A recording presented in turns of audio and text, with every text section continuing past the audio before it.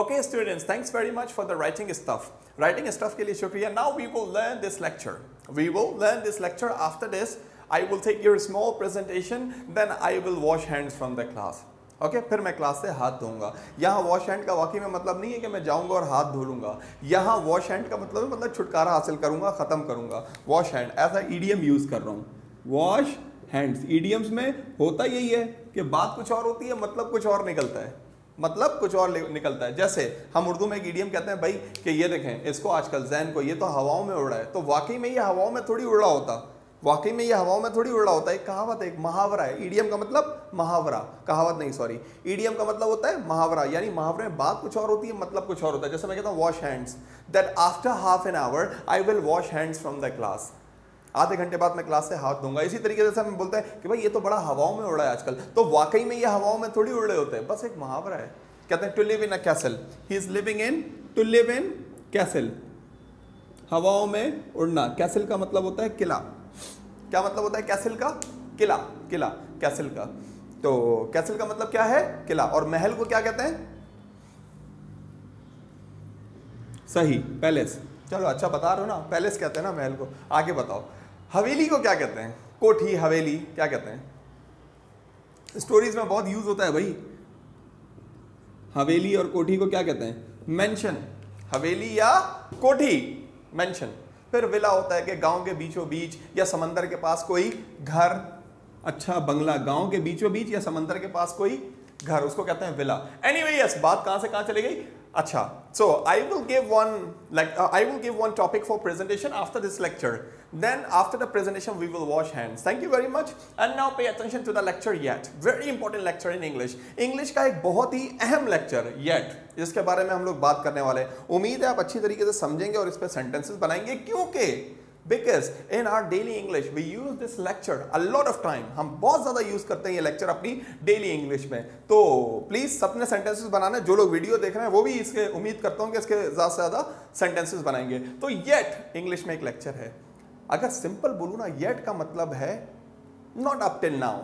Not up till now. पहले तो ये जहन में बिठा लें कि येट नेगेटिव के लिए इस्तेमाल होता है, इंकारिया मनफी जुमलों के लिए इस्तेमाल होता है येट. इसका मतलब है नॉट अप टिल नाउ, ऐसा कोई काम जो अभी तक नहीं हुआ है, होना बाकी है. क्रिकेट में कितना यूज होता है? बाबर आजम, हमारा शेर, मैं कहता हूँ Babar Azam is yet to bat. Babar Azam batting करने के लिए, कॉमेंटेटर कहते हैं कि बाबर आजम बैटिंग करने के लिए बाकी है.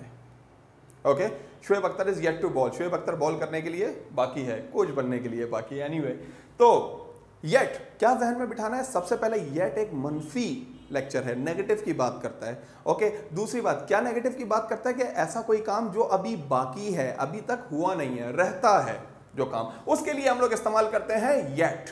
एक येल भी होता है इंग्लिश में वर्ड. क्या होता है? येल, चिल्लाना.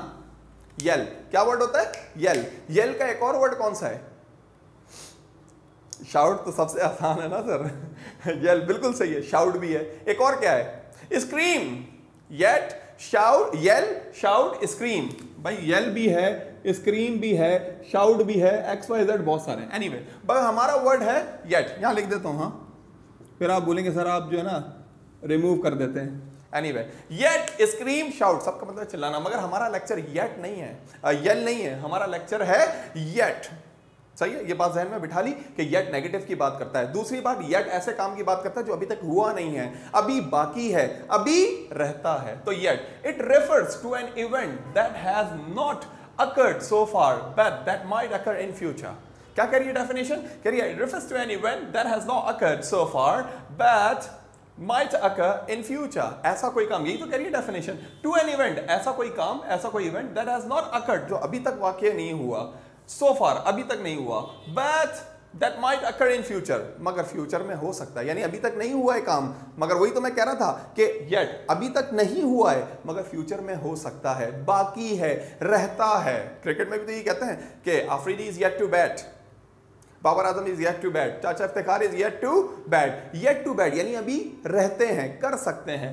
माइट कर सकते हैं, पॉसिबिलिटी है. तो येट लेक्चर क्या बात करता है? ऐसा कोई काम जो अभी तक हुआ नहीं है मगर हो सकता है, बाकी है, रहता है, होगा. येट कैसे बनाते हैं हम लोग येट को? डेफिनेशन समझ आई होगी येट की कि नेगेटिव सेंटेंस है। Now we should come and we must come, should मतलब चाहिए, मस्ट मतलब जरूर चाहिए। We should come to the formula, हमें फॉर्मूला की तरफ आना चाहिए कि ये येट हम बनाते कैसे हैं। वैसे तो येट काफी टेंसेस में, काफी जगहों पे, पे अटेंशन हियर, येट काफी टेंसेस में काफी जगहों पे यूज हो जाता है, मगर मैं समझाने के लिए आपको एज अ फ्रेज समझा रहा हूं, येट टू के साथ समझा रहा हूं। येट टू कैसे होता है भाई? सबसे पहले सब्जेक्ट, सब्जेक्ट तो पता है ना अच्छी तरीके से, प्रोनाउन का बड़ा बेटा, सब्जेक्टिव प्रोनाउन, काम को करने वाला सब्जेक्ट। हर जुमला कहां से शुरू होता है? या तो नाउन से या प्रोनाउन से। और प्रोनाउन में भी जुमला कहां से शुरू होगा? प्रोनाउन दो जो है ना, उन दो प्रोनाउन से ज्यादातर शुरू होता है, या तो सब्जेक्टिव से, आई, मी, आई,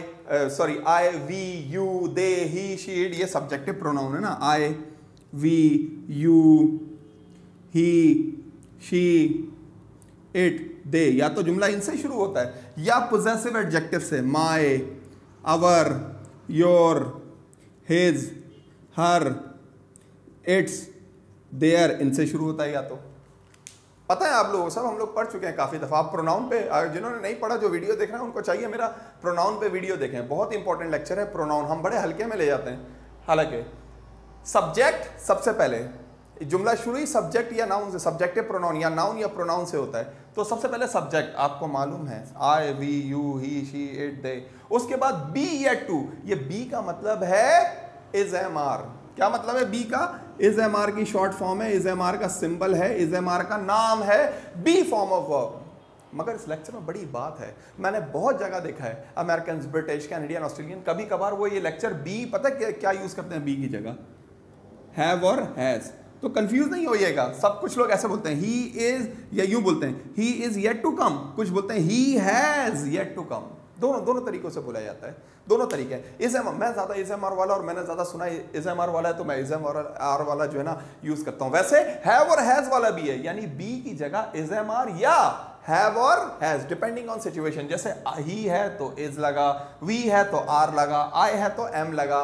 अब इतना तो तरह आपको मंजन मालूम होगा ना, इतना तो I don't need to go in that much deep, this one you know very well I guess. तो हैव और हैज का भी यही है कि आई के साथ, क्या लगता है आई के साथ? जी हमारे गांव में भी हैव ही लगता है, सही है ना? I have, we have, he has, she has, they have, like this, have और, या तो इज एम आर या हैव और हैज। तो खास ध्यान रहे फॉर्मूले पे, फॉर्मूला जहन में बैठा तो बाकी चीजें जहन में बैठी, सेंस को समझा, फॉर्मूले को मेमोराइज किया, याद किया, और फिर उसकी प्रैक्टिस की। Okay, subject be yet two plus verb first form, ये इंग्लिश का रूल है कि टू के बाद वर्ब की फर्स्ट फॉर्म आती है 99%। Subject be yet two plus verb first form plus object, जिस पे काम हो रहा है, जो एक्शन को रिसीव कर रहा है। पहला सेंटेंस देखें और सेंस को समझें, फिर दोबारा डेफिनेशन पे ला रहा हूं। ऐसा कोई काम जो अभी तक नहीं हुआ है, होना बाकी है, हो सकता है फ्यूचर में हो, रहता है अभी होने के लिए। ओके, ऐसा कोई काम जो रहता है अभी होने के लिए। He is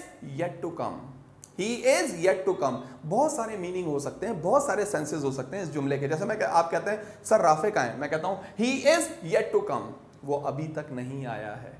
He is yet to come, या इसका मतलब क्या हो गया कि वो अभी तक नहीं आया है। He is yet to come, या एक और मतलब निकलेगा He is yet to come, वो आना बाकी है, या उसका आना बाकी है, उसका आना रहता है। He is yet to come। कुछ लोग इसको प्रेजेंट परफेक्ट के एंड में भी इस्तेमाल करते हैं, नेगेटिव के साथ, यूं बोलते हैं He has not come yet। जैसे मैंने कहा कि राफे कहां है, राफे कहां है, आपने कहा He has not come yet, आपने ये देखें, ये प्रेजेंट परफेक्ट के एंड में इस्तेमाल किया हुआ है। आया उस सेंस में भी नेगेटिव में, यहां भी सेंस दे रहा है नेगेटिव का ही, यहां पे भी सेंस दे रहा है नेगेटिव का। He is yet to come, कि वो अभी तक नहीं आया है, उसका आना रहता है, उसका आना बाकी है। कुछ भी आप समझ लें, कुछ भी आप समझ लें। We are yet to receive documents, we are yet to receive documents. इसको भी इस तरह बोल सकते हैं, we have not received document yet, हमने अभी तक डॉक्यूमेंट रिसीव नहीं किए हैं। वी लिख देता हूं, हाँ, We haven't received document yet, हमने अभी तक डॉक्यूमेंट रिसीव नहीं किए हैं। या ये वाला We are yet to receive document, We are yet to receive document, और जरा have और have से भी बना सकते हैं। We have yet to receive document, like this, We are yet to receive document। Okay, बताया नहीं यार आपने, टू नहीं लिखा, अजीब आदमी यार आप लोग। Anyway, I am yet to eat dinner, अब इसका मतलब आप लोग बता दें, I am yet to eat dinner। मैंने अभी तक डिनर नहीं खाया है, या मेरा डिनर खाना रहता है, मेरा डिनर खाना बाकी है। ओके, पाकिस्तान मैच हार रहा है पाकिस्तान, लेट सपोज, और शाहिद अफरीदी, लाला शाहिद अफरीदी बैटिंग पे नहीं आया, तो हम लोगों को उम्मीद है, हम कहते हैं Afridi is yet to bat, Afridi का बैट करना बाकी है। बैटिंग करना बैट कहते हैं ना उसको, वर्ब में फर्स्ट फॉर्म बैट बनेगी ना, मैं बोलूंगा Afridi is yet to bat, Afridi का बैट करना बाकी है, अफरीदी ने अभी तक बैटिंग नहीं की है, तो yet to, very simple lecture. Now I want you people to make some sentences. अब चाहता हूं कि आप कुछ सेंटेंसेस बनाएं ताकि हम लोग जल्दी से प्रेजेंटेशन की तरफ आए। रिटन आप लोगों ने कर लिया, थोड़ा सा एहसान कर दिया मुझ पे। Okay, you have done favour on me and then you have done the written activity. Now we are doing this lecture. After the lecture we'll come to the presentation, and now I want you, I need you, I order you, I suggest you, okay, I suggest you, I order you to make sentences, okay, about yet, okay, अच्छा मैं कहता हूँ हमने अभी तक document receive नहीं किया, we are yet to receive document. मैंने अभी तक पास रिसीव नहीं किया है, I am yet to receive pass. Okay, मैंने अभी तक गाड़ी स्टार्ट नहीं की है, आई एम और आई एम को मिला के I am yet to start the car, I am yet to start the car. Okay, मैंने अभी तक कार स्टार्ट नहीं की है। चलें एक सवाल हो जाए आप लोगों से, सरकार, सर, हुजूर, इसका नेगेटिव कैसे बनेगा? ये देखो भाई, नहीं भाई, इसका नेगेटिव बनेगा ही नहीं, ऑलरेडी नेगेटिव सेंस तो दे रहा है, कैसे बनेगा फिर नेगेटिव? यहां आप सही कह रहे हैं, आप लोग सही कह रहे हैं, सही। मैं I agree, I totally agree, I do agree, मैं आपसे एग्री करता हूं, आई डू एग्री, मैं आप लोगों से एग्री कर रहा हूं, आई डू एग्री, मैं आपसे एग्री कर रहा हूं, सही। मैं यूं भी कह सकता था आई एग्री, मैं आपसे एग्री करता हूं, मगर मैंने कहा आई डू एग्री, मैं आप लोगों से एग्री करता हूं। ये क्यों लगाते हैं डू?